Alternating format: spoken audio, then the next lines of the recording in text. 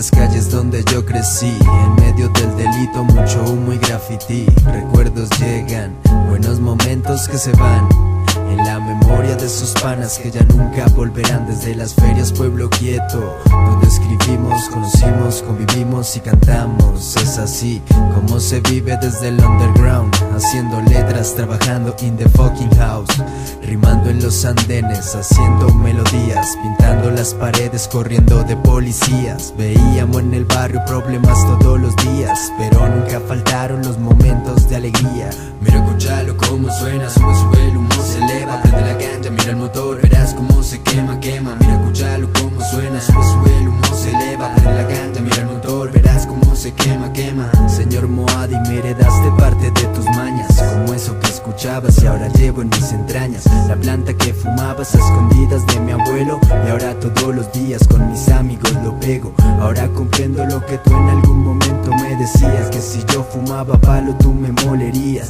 Entiendo que lo hacías porque me querías y te asustaba pensar que yo me consumiría. Mira, escúchalo como suena, sube, sube, el humo se eleva, prende la ganja, mira el motor, verás cómo se quema, quema. Mira, escúchalo como suena, sube, sube, el humo se eleva, prende la ganja, mira el motor, verás cómo se quema, quema. Sé que no soy perfecto y que cometo mil errores, pero esta planta me ha sacado de estar en peores. Yo te lo digo, hermano, que son cosas de la vida, y encontrarme con el arte para mí fue la salida. Hacemos rap de cora, la pista no demora, pero te dije más de lo que haría otra persona. Quiero que sepas que lo hacemos de verdad, unidos trabajando desde la fucking house. Mira, escúchalo como suena,